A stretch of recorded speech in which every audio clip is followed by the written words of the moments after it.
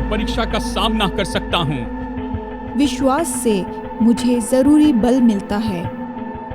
विश्वास से मैं पाप पर जय पा सकता हूँ। विश्वास के द्वारा मैं नहीं डरती।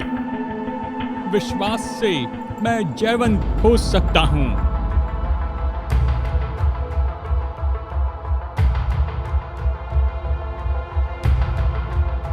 मैं तुमसे सच सच कहता हूँ, यदि तुम्हारे पास राई के दाने के जैसा भी विश्वास हो तो तुम इस पहाड़ से कहो कि तू उखड़कर यहाँ से वहाँ चला जा, और वो चला जाएगा, और तुम्हारे लिए कुछ भी असंभव नहीं होगा।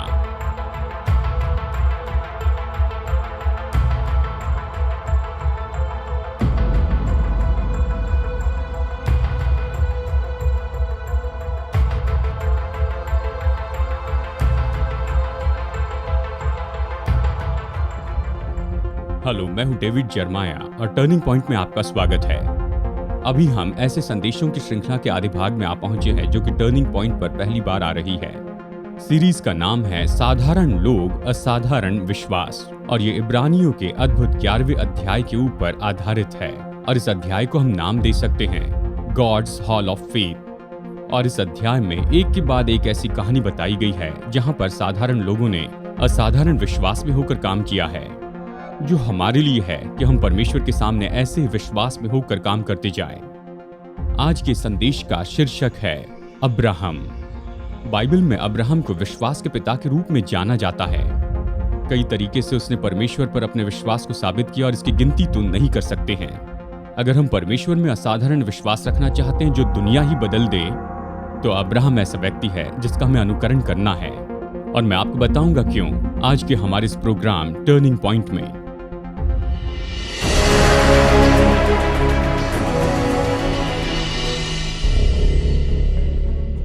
इब्रानियों की पत्री अध्याय 11 में हम अब्राहम नाम के इस मनुष्य से मिलते हैं।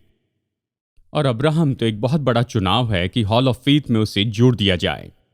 और वो तो यहूदी लोगों के लिए बहुत ही गर्व का स्रोत है, और यहूदी विचार के लिए भी किसी भी भविष्यवक्ता से बढ़कर, यहां तक कि व्यवस्था देने वाले मूसा से भी बढ़कर। आज भी हेब्रोन में अब्राहम की जो कब्र है उसे यहूदियों के द्वारा बहुत ही पवित्र जगह माना जाता है। और अब्राहम यहाँ पर हमारे सामने आता है, इस हॉल ऑफ फेथ में सामने आता है। इसके बारे में ऐसा विवरण दिया है जो हॉल ऑफ फेथ में किसी और के बारे में नहीं बताया गया है। बाइबल अब्राहम के बारे में कहती है कि अब्राहम तो परमेश्वर का मित्र था। 3 अलग अलग जगह पर हमें यह बताया गया है। दूसरा इतिहास अध्याय 20 वचन 7 कहता है, हे हमारे परमेश्वर, क्या तूने इस देश के निवासियों को अपनी प्रजा इस्राएल के सामने से निकालकर इन्हें अपने मित्र अब्राहम के वंश को सदा के लिए नहीं दे दिया? अब्राहम सदा के लिए परमेश्वर का मित्र था। आप इसे यशायाह अध्याय 41 में भी देख सकते हैं, और याकूब अध्याय 2 में भी। महान शीर्षक है अब्राहम परमेश्वर का मित्र। ये तो किसी भी तरीके से किसी और मनुष्य को नहीं दिया गया है। हम विश्वासियों को परमेश्वर का मित्र कहा गया है। कोई आश्चर्य की बात नहीं कि यहूदी लोग खुद को अब्राहम की संतान कहना चाहते हैं। वो इसके बारे में इतना आदर मानते हैं। अब्राहम के नाम के साथ वो अपने संबंध को जोड़ते हैं। इस संदेश में हम इब्रानियों 11 से आगे बढ़ेंगे, और ये तो इब्रानी अध्याय 11 का सबसे मुख्य भाग है, और उत्पत्ति अध्याय 22 में से भी देखते जाएंगे। और हमारा लक्ष्य यही है कि हम इस सवाल का जवाब दें कि इब्रानियों अध्याय 11 में अब्राहम को इतना ज्यादा महत्व क्यों दिया गया है, क्यों उसे ये महत्वपूर्ण उदाहरण के रूप में रखा गया है कि वो विश्वास से जीवन जी रहा था। आशा है कि आज के संदेश में सवाल का जवाब हम देखेंगे।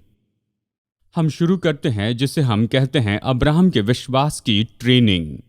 और इब्रानियों में ये पहला वचन है जो कि अब्राहम के बारे में बताता है।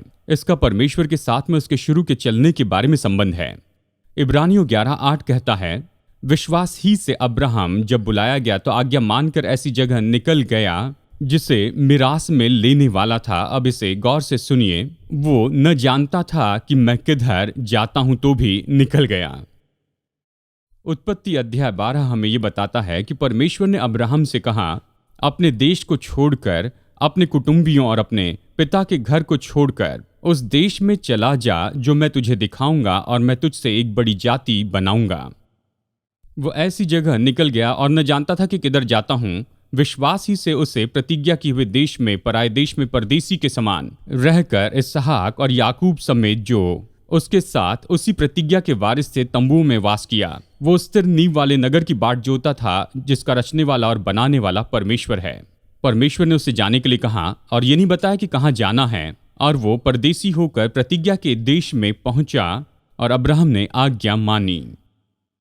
मुझे याद है, मैं एक नौजवान पास्टर था। सच में उस समय मैं जवानों का पास्टर था। हैनहाइट न्यू जर्सी में मैंने शुरू किया था और गर्मियों के समय बाइबल के लेसन पर प्रोग्राम थे और उस समय मैंने अब्राहम के जीवन से जवानों को सिखाया था। और मुझे याद नहीं कि मैंने इसे कहाँ पर देखा या कहाँ पर ये मेरे सामने आया। मैंने एक आसान तरीका ढूंढ निकाला कि जवानों की मदद करूं और हम सब की भी, कि अब्राहम के जीवन के शुरू की बात को हम आसानी से समझ सके। मैंने अपना पेन लिया और वहां पर मैंने एक छोटा सा तंबू बनाया और छोटी सी वेदी बनाई, और मैंने उत्पत्ति की किताब में पढ़ना शुरू किया। जब भी अब्राहम अपनी इस यात्रा में आगे बढ़ते चला गया, मैंने मार्जिन में एक छोटा सा तंबू बनाया, और जब भी अब्राहम ने कोई वेदी बनाई तो मैंने मार्जिन में एक छोटी सी वेदी बनाई। तंबू हमें याद दिलाता है कि अब्राहम एक यात्री था, वो सफर करने वाला था, उसका अपना घर नहीं था, और अक्सर वो अपना तंबू एक जगह से निकालकर दूसरी जगह लगाता था। अब्राहम ने जो वेदी बनाई वो परमेश्वर की आराधना की एक तस्वीर थी। ये वेदी मुझे इस बात को याद दिलाती है कि केवल एक ही तरीके से अब्राहम जानता था कि कल क्या करना है, कि आज ही वो परमेश्वर के संपर्क में बने रहें, और जब उसका आगे बढ़ने का समय आता तो परमेश्वर की आराधना करते समय परमेश्वर उसे निर्देश देता। यानी अब्राहम के शुरू का जीवन तो केवल इन्हीं दो चीजों के आसपास में ही घूमता रहा, कि तंबू यानी वो यात्री था और वेदी यानी वो आराधक था। मैं अक्सर सोचता कि हम सब लोग अब्राहम के जैसे ही हैं। हम भी परदेसी हैं, हम भी यात्री हैं। बाइबल हमें बताती है संसार में हम जीते हैं, ये हमारा नहीं है, हमारा ये घर नहीं है और ना ही ये होना चाहिए। कई बार हम संसार के साथ में इतने जुड़ जाते हैं कि हम ये भूल जाते हैं कि ये हमारा अंतिम घर नहीं है। लेकिन तंबू हमें याद दिलाता है कि हमारी नागरिकता तो स्वर्ग की है, और वेदी हमें याद दिलाती है कि हम इस संसार को सहते जाते हैं महान परमेश्वर के साथ संगति रखने के कारण। अब अब्राहम का जीवन यहाँ पर उसके जीवन की शुरुआत में उसकी यात्रा में जैसे वो जा रहा था, लेकिन पता नहीं कहाँ जा रहा था। यह ऐसा समय था जहाँ परमेश्वर उसके जीवन में काम कर रहा था, ऐसे जगह पर लाने में उसकी मदद कर रहा था कि वो परमेश्वर पर पूरी तरह से आधारित हो जाए। इसके बारे में कुछ पल सोचिए। उसके जीवन की यात्रा की शुरुआत के समय बस केवल इतना ही दिखाई दे रहा था कि परमेश्वर कुछ कर रहा है। थोड़ा थोड़ा करके वो अब्राहम के जीवन में काम करते जा रहा है, उसके लिए महत्वपूर्ण काम कर रहा है। सबसे पहले उसे कहा गया कि अपना देश छोड़ दे। फिर परमेश्वर ने कहा अपने पिता को छोड़ दे, और जैसे वो अपनी यात्रा में आगे बढ़ा तो कुछ समय के बाद उसका भतीजा भी उससे दूर हो गया और उसने अच्छी भूमि लूत को दे दी। और जब उसके सामने ऐसा मौका आया कि वो अचानक तुरंत ही ऐसे धनी हो जाए और वो वहां पर युद्ध में से लौट कर आता है, बड़ी लूट लाता है, सदोम के राजा को वो सौंपता है। और फिर कुछ समय के बाद उससे ये कहा जाता है कि वो इश्माइल को अपने से दूर कर दे, हाजिरा से हुए उसके पुत्र को और फिर हाजिरा को भी।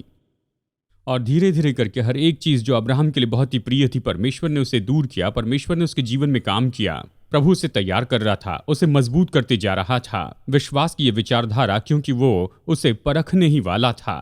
और अगर अब्राहम शुरू में इन सारे अनुभवों में से होकर नहीं जाता तो वो कभी भी परमेश्वर के लिए इतनी मजबूती से खड़े नहीं रह पाता था।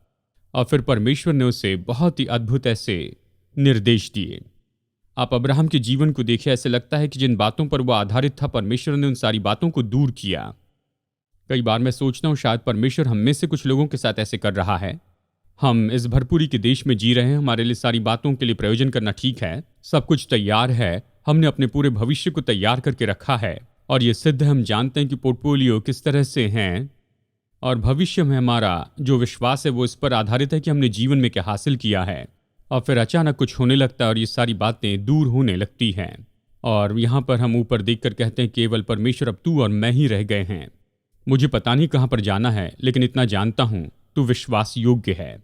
परमेश्वर अब्राहम को सिखा रहा था कि वो परमेश्वर पर भरोसा रखे और उन वस्तुओं पर नहीं जो परमेश्वर ने उसे दी हैं। अब हम अब्राहम के विश्वास की परीक्षा पर आते हैं और इसकी कहानी तो ये है। इब्रानियों अध्याय 11 वचन 17 से 19 में हम इसे पाते हैं और उत्पत्ति अध्याय 22 में भी।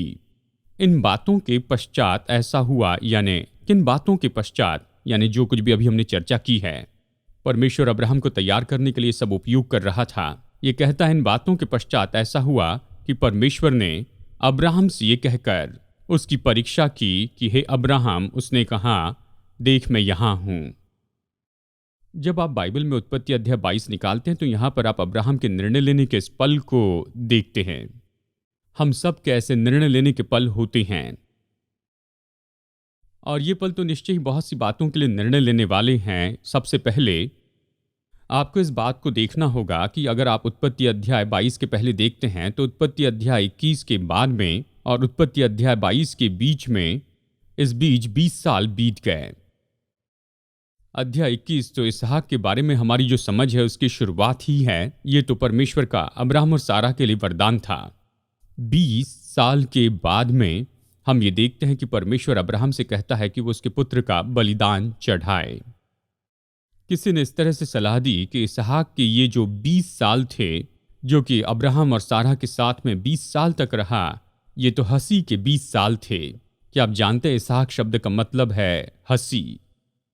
और मैं सोचता हूं कि जब 100 साल की उम्र के अब्राहम को पता चला कि उसकी 90 साल की पत्नी सारा गर्भवती है, और ये तो सच में हंसने वाली ही बात थी। यानी देखिए, कितने लोग जानते हैं कि ये सच में डराने वाली ऐसी कोई बात है, लेकिन ये सच में हंसने वाली भी बात है। और शायद वो हंसे होंगे क्योंकि याद है जब परमेश्वर ने उनसे कहा था कि ये होगा तो सारा पीछे जाकर हंसने लगती है।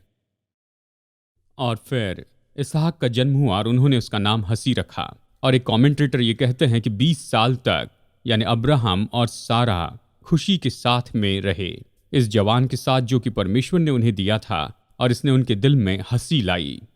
बाइबल ये कहती है कि परमेश्वर ने अब्राहम की परीक्षा करनी चाहिए, और वो तो अब्राहम की परीक्षा करने वाला था उससे ये कहने के द्वारा कि वो अपने प्रिय पुत्र इसहाक को अपने साथ ले, उसकी हंसी, उसके आनंद को, और उस पुत्र को वो मोरिया के उस पर्वत पर ले जाए और वहां परमेश्वर के लिए उसे बलिदान चढ़ा दे।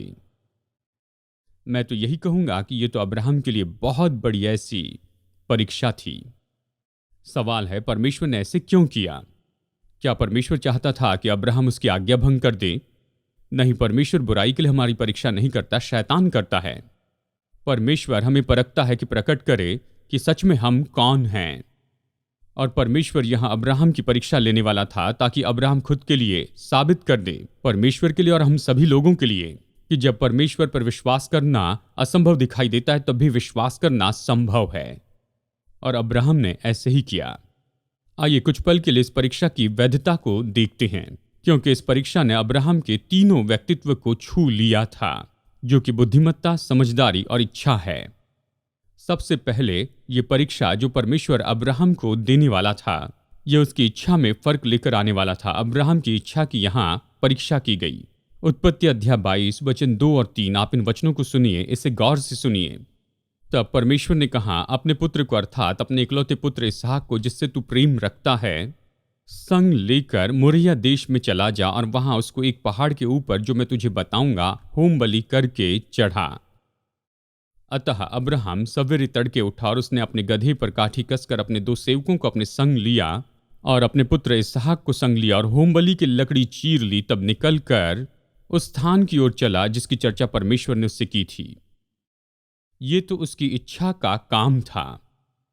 वो जानता था परमेश्वर ने क्या कहा, इसके बारे में उसने ज्यादा नहीं सोचा। हम जानते हैं उसने ऐसे नहीं किया, भावनात्मक रूप में इसके लिए तैयारी नहीं की थी, बुद्धिमत्ता से उसने इसके साथ नहीं निपटा था।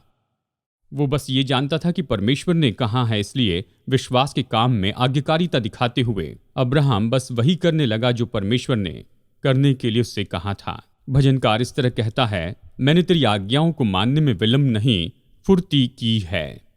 उसकी इच्छा परखी गई। मैं सोचता हूं कि परीक्षा तो बस यहीं पर हुई थी, वो तो उसकी बुद्धिमत्ता है। विश्वास ही से अब्राहम ने परखे जाने के समय में इसहाक को बलिदान चढ़ाया, और जिसने प्रतिज्ञाओं को सच माना था और जिससे ये कहा गया था अब्राहम से तेरा वंश कहलाएगा, यानी उससे कहा गया था कि इसहाक से तेरा वंश कहलाएगा। और मैं चाहता हूं कि आप यहां पर बुद्धिमत्ता के सवाल को देखिए जो अब्राहम के सामने इस पल था। उसने परमेश्वर की प्रतिज्ञा सुनी कि ये तो परमेश्वर की आशीष की संतान है। वो जानता था कि परमेश्वर ने ये चमत्कार का काम किया है।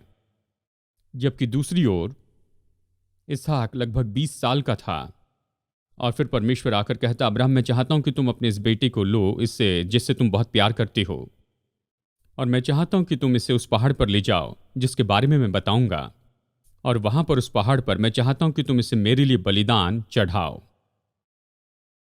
और अब्राहम तो इतनी मुश्किल में फंस गया। मैं क्या करूं? अगर मैं ये विश्वास करता हूं कि ये सच है तो वो नहीं कर सकता, और अगर मैं वो करता हूं तो ये विश्वास करता हूं कि ये सही नहीं। प्रभु, मैंने दोनों बार सुना और मैंने विश्वास किया है उस प्रतिज्ञा पर, क्योंकि इसहाक के जन्म में वो प्रतिज्ञा पूरी हुई। और अब मैं तुझे सुन रहा हूं और मैं जानता हूं तू मुझे ये करने के लिए कह रहा है, और मुझे पता नहीं कि मैं क्या करूं, और इसलिए मैं सब कुछ तुझ पर छोड़ देता हूं। जो कुछ भी तू कहता है मैं उसे करूंगा, और मेरे हर एक कदम में तू मेरा मार्गदर्शन करते जाएगा। मैं इसे नहीं समझ पाया, मुझे पता नहीं तू ये सब कुछ कैसे करेगा। उसकी इच्छा परखी गई, उसकी बुद्धिमत्ता परखी गई, और फिर अंत में मनुष्य के व्यक्तित्व का एक और भाग यानी उसकी भावना भी यहां पर परखी गई। उसका दिल परखा गया। वो कैसे कल्पना कर सकता था कि वो छुरा उठा रहा है और अपने इतने प्यारे बेटे के सीने में उसे उतार दे रहा है? कैसे सारा के सामने आ सकता है अपने बेटे इसहाक के बिना? मेरे परिवार में मेरे 2 बेटे हैं। मैं इस तरह से सोचने लगा। मैंने डेविड और डैनियल के बारे में सोचा, और मैं ये सोचने लगा कि अगर परमेश्वर आपको इस तरह की आज्ञा दे दे जो कि बिल्कुल समझ से बाहर ही है, और शायद आप ये सोचे कि अब्राहम और इसहाक की ये जो कहानी है ये तो मानो एक बाइबल की कहानी के जैसे है, लेकिन ये मनुष्य की कहानी है जो हमें दी गई है ऐसे चित्र के रूप में जो अभी हम देखने वाले हैं। बाइबल कहती है कि अब्राहम नहीं जानता था कि ये सब कुछ कैसे होगा, लेकिन उसने परमेश्वर पर विश्वास किया। सारे सबूत उससे कह रहे थे परमेश्वर पर विश्वास नहीं करना, लेकिन उसने प्रभु पर विश्वास किया। परमेश्वर चाहता था कि अब्राहम अपने दिल में जान ले कि परमेश्वर उसके लिए बहुत महत्वपूर्ण है, उसके पुत्र इसहाक से भी बढ़कर। ये तो परीक्षा की वैधता है। ये परीक्षा थी उसकी बुद्धिमत्ता की, उसकी इच्छा और उसकी भावना की भी। चलिए कुछ समय के लिए परीक्षा के समय काल को भी यहाँ पर देखते हैं। हम जो परीक्षाओं का सामना करते हैं वो भी बिल्कुल ऐसे ही हैं। बाइबल ये कहती है कि तीसरे दिन अब्राहम ने आंखें उठाकर उस स्थान को दूर से देखा, और बाइबल कहती है कि जैसे परमेश्वर ने अब्राहम से ये कहा तो उसने अगले ही दिन इसे किया। लेकिन जिस जगह पर यह सब कुछ होना था वहां पर वो 3 दिनों के बाद में पहुंचता है। जरा कल्पना कीजिए कि अब्राहम 3 दिन की यात्रा करता है। जानता था कि इस यात्रा के अंत में उसके साथ में क्या होने वाला है। मैं देखता हूं कि अब्राहम चल रहा है, और वो तो धीरे धीरे चलते जा रहा है। उसके कंधे झुके हुए हैं, और वो यहां पर विजय में नहीं चल रहा है।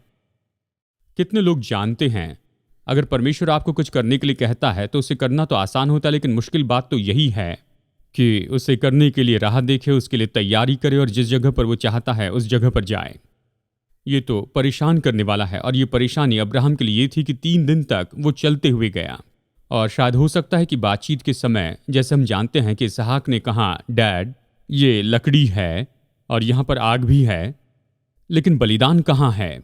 आप जरा सोचिए कि इसहाक अपने पिता के साथ आराधना की जगह पर जाने के लिए आगे बढ़ रहा है, और उसे कोई भी बलिदान वहां पर नहीं दिखाई दिया। आप परीक्षा के अकेलेपन को भी यहां पर देखिए। अध्याय 22 वचन 5 और 6 में जब वो बलिदान करने की उस जगह पर पहुंच गए, तब अब्राहम ने लकड़ी ले अपने पुत्र इसहाक पर ला दी, और वो दोनों एक साथ चल पड़े, केवल अब्राहम और इसहाक। और एक तरह से अब्राहम केवल अकेला था। हालांकि इसहाक उसके साथ में था, लेकिन वो किसी भी तरह इसहाक को नहीं बता सकता था कि उसके दिल में क्या चल रहा है। और चलिए मैं इसकी चौथी बात आपको बता दूं। परीक्षा की जो वैधता है, उसका समय काल और उसका अकेलापन, इसके बड़े होने को भी जरा देखिए। ये तो सच में इसके साथ में दिलचस्प बात है। बाइबल ये कहती है कि ये घटना जो कि होने वाली थी, जहां अब्राहम अपने पुत्र को बलिदान करने वाला था, ये 3 बातें हैं। सबसे पहले बाइबल कहती है कि ये आराधना है। मैं इस बात से चौंक जाता हूं। वचन 5 कहता है, ये लड़का और मैं जाकर दंडवत करके लौट आएंगे। क्या आप जानते हैं यहां पर पहली बार दंडवत या फिर आराधना शब्द बाइबल में आया है? और ये तो इसके बाद में बाइबल में जितनी भी बार ये शब्द आया उसके लिए एक रूपरेखा निश्चित करता है। ये निश्चय इसके बारे में कहता है जिसे इन दिनों में हम आराधना कहते हैं। बाइबल आराधना के बारे में क्या कहती है कि अब्राहम ने परमेश्वर के सामने अपने सबसे उत्तम यानी अपने इकलौते पुत्र को बलिदान चढ़ाया। यह ऐसी कोई छोटी या बड़ी बात नहीं जिसके बारे में हम अपने चर्च में अक्सर दिखावा करते जाते हैं और कई बार हम कुछ अजीब सी हरकतें करते हैं, लेकिन यह परमेश्वर का ऐसा दास था जिसने परमेश्वर को सब कुछ दे दिया। जो भी परमेश्वर ने उससे मांगा, चाहे ये तो उसके पास की सबसे उत्तम बात हो। बाइबल ये भी कहती है कि ये तो एक भेंट थी, और बाइबल ये भी कहती है कि ये तो बलिदान था। ये तो ऐसा पल था जिसके लिए परमेश्वर ने कहा कि ये बहुत ही ऊंचा और पवित्र समय है। ये अब्राहम का जो परखा जाना था, ये बलिदान और ये आराधना और ये भेंट चढ़ाना जो परमेश्वर को चढ़ाई गई। अब इस परीक्षा का पाठ सुनिए। उत्पत्ति अध्याय 22 वचन 6 और 8 में। अब अब्राहम ने होमबलि की लकड़ी ले अपने पुत्र इसहाक पर लादी और आग और छुरी को अपने हाथ में लिया, और वो दोनों एक साथ चल पड़े। अब्राहम ने कहा, हे मेरे पुत्र, परमेश्वर होमबलि की भेड़ का उपाय आप ही करेगा। और वे दोनों संग संग आगे चलते गए। और फिर हम देखते हैं कि अब्राहम और इसहाक अब पहाड़ पर थे। और अब हम अब्राहम के विश्वास की विजय को यहाँ पर देखेंगे। सबसे पहले उत्पत्ति अध्याय 22 वचन 10 हमें बताता है कि स्वर्ग की चुप्पी तो तोड़ दी गई। देखिए, यहाँ पर इस समय तक परमेश्वर ने अब्राहम को कुछ करने के लिए कहा था, उसके बाद प्रभु ने कुछ भी नहीं कहा था, लेकिन यहाँ पर अब वो बातें करता है। वचन 10 कहता है, अब्राहम ने हाथ उठाकर छुरी को लिया कि अपने पुत्र को बलि करे। तब यहोवा के दूत ने स्वर्ग से उसको पुकार के कहा, हे अब्राहम, हे अब्राहम। उसने कहा, देख, मैं यहाँ हूँ। अब्राहम ने अपने बेटे को वेदी पर बांध कर रखा था। उसके नीचे लकड़ियां थी। वो आग लगाने वाला था और उसके हाथ में छुरा भी था। वो अपने ही बेटे को बलिदान करने वाला था। और मैं कल्पना कर सकता हूँ उसने ये बहुत धीरे धीरे किया होगा। जैसे उसने हाथ उठाया और जैसे वो अपने बेटे इसहाक के ऊपर उसका वार करने वाला था, जैसे मानो परमेश्वर ने स्वयं आकर उसके हाथ को थाम लिया और कहा, अब्राहम। वहां पर स्वर्गीय चुप्पी तोड़ी गई और स्वर्ग से हल दे दिया गया। उस लड़के पर हाथ मत बढ़ा और न उससे कुछ कर, क्योंकि तूने जो मुझसे अपने पुत्र वरन अपने इकलौते पुत्र को भी नहीं रख छोड़ा, इसलिए मैं जान गया कि तू मेरा भय मानता है। अब्राहम ने अपनी दृष्टि उठाई और स्वर्ग की चुप्पी खत्म हुई। स्वर्ग से उत्तर आया और फिर स्वर्ग से उसके बदले में बलिदान भी आया। अतः अब्राहम ने जाके उस मेढ़े को लिया और अपने पुत्र के स्थान पर उसे होम बलि करके चढ़ाया। देखिए क्या हुआ। यहां पर अब्राहम है, बिल्कुल उस केंद्र में, परमेश्वर की इच्छा में और बयान से बाहर काम कर रहा है। और परमेश्वर उस पल में खुद को अब्राहम के लिए विश्वास योग्य प्रकट करता है और यह हमें अब्राहम के विश्वास की गवाही में लेकर आता है। अब्राहम ने प्रभु को विश्वास योग्य साबित किया। और आप क्या जानते हैं, उत्पत्ति अध्याय 22 में यहाँ पर ये जगह पर जो कुछ भी हुआ उसके लिए एक बहुत ही दिलचस्प नाम रखा गया है। अब्राहम ने उस स्थान का नाम यहोवा यिरे रखा, यानी परमेश्वर प्रयोजन करेगा।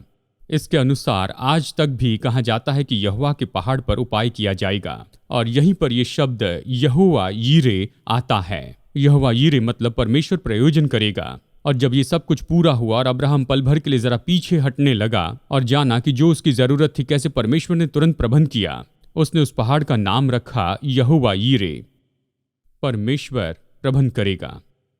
उसने प्रभु की विश्वास योग्यता साबित की और अपना विश्वास साबित किया, क्योंकि वचन कहता है जैसे वो पहाड़ से नीचे आ रहे थे, अब्राहम और परमेश्वर एक बात को जान गए। शायद इसे जानना तो ये सब होने के पहले पूरी तरह संभव था।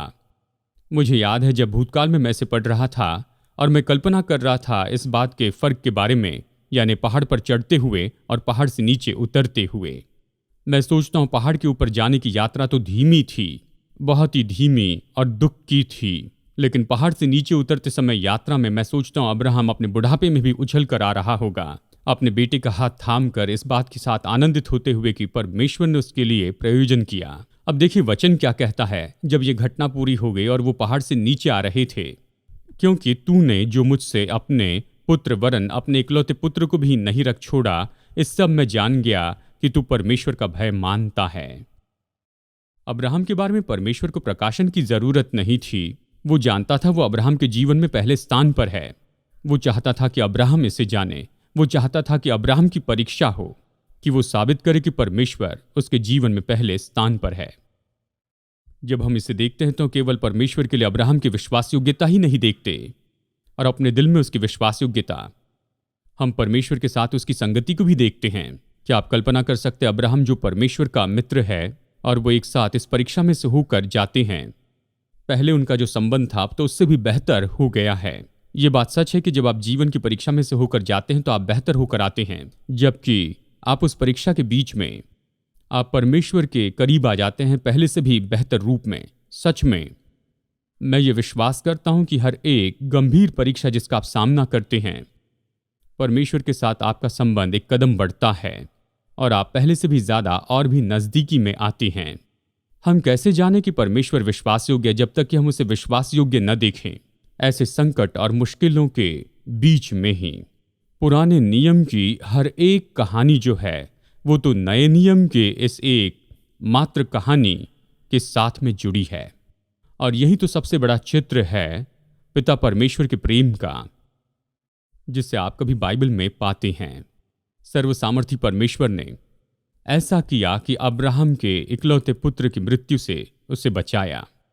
लेकिन फिर एक दिन आया जब सर्वशक्तिमान परमेश्वर के हाथ में छुरा था और वो अपने प्रिय पुत्र यीशु मसीह की ओर अपना हाथ आगे बढ़ा रहा था और वो छुरा वहां पर रोका नहीं गया। क्रूसीकरण के समय वो उसके दिल में छेद दिया गया और यीशु जो कि परमेश्वर का इकलौता पुत्र था वो मर गया। उसने हमसे इतना प्रेम रखा कि उसने अपने इकलौते पुत्र को भी हमारे लिए नहीं रख छोड़ा, लेकिन उसे दे दिया ताकि हमें पापों की क्षमा मिल सके।